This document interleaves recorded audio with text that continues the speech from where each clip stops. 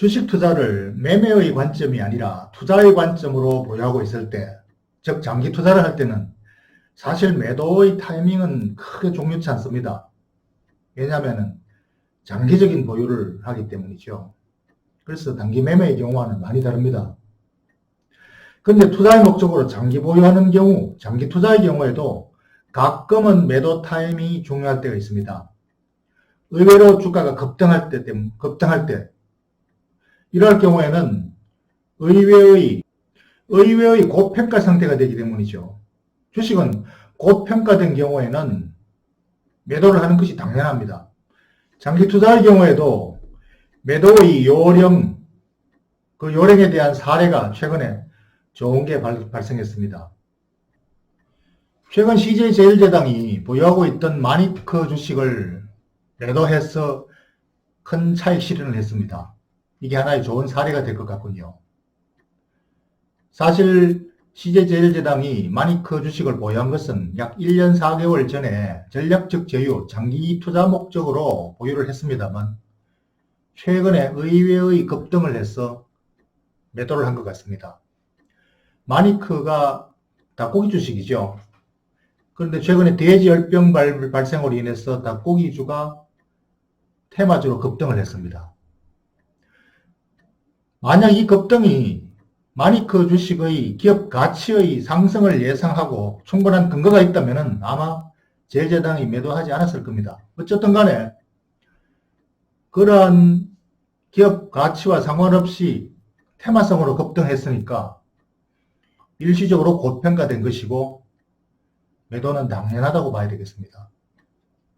마니크 주가 급등이 왜 기업 가치 상승에 대한 것이 아니고 고평가 상태일까요? 그것은 재무제표를 봐도 단순히 재무제표만 봐도 충분히 알 수가 있습니다.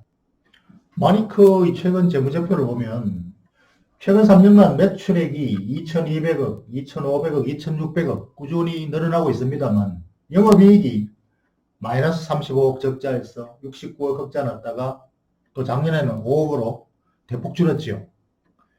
이익 규모가 별로 크지 않을 뿐 아니라 등락도 굉장히 심하지요. 그러니까 매우 불규칙한 실적 상태가 이 기업이 안정적이라고 볼 수가 없는 거지요. 굉장히 취약합니다. 재무 구조가. 물론 매당은 뭐 할 수가 없죠. 할 형편이 안 되죠. 이런 상태에 있는 닭고기 시장이 돼지열병 때문에 급속히 개선되어서 뭐 대박이 터질 일이 없죠. 이 마니크가 지금 시가총액이 1,500억이 되는데 최근에 뭐 주가가 올랐어. 1,500억이 되는데 이게 1,500억을 설명하려면은 매년 이익이 100억 내지 150억은 나야 이게 정상입니다. 그런데 형편없이 거기에 못 미치죠. 마니크가 돼지열병 사태로 인해서 반사이익을 얻어서 이익이 급증하더라도 이 이익은 지속 가능한 이익이 아닙니다. 돼지열병이 사그라들면 다시 제자리로 돌아가지요. 그러니까 지속 가능한 이익 급증이 아니라면 기업 가치 상승 요인이 아니고 일시적인 요인입니다. 그러니까 일시적인 실적 개선 기대감으로 올랐던 주가는 고평가인 거지요. 그래서 장기 투자의 목적으로 샀더라도 과다하게 고평가되어 있을 때는 적시에 파는 것이 당연하다, 마땅하다. CJ제일제당은 투자했던 마니크 주식을 이럴 때 기회를 놓치지 않고 타이밍을 놓치지 않고 적시 매도한 것은 정말 잘한 거죠. 자산관리를 매우 잘하고 있다. 투자자산관리를 매우 잘하고 있다는 방증입니다. CJ제일제당은 최근에 미국의 식품회사 슈완스를 인수하면서 차입금이 많이 늘었습니다.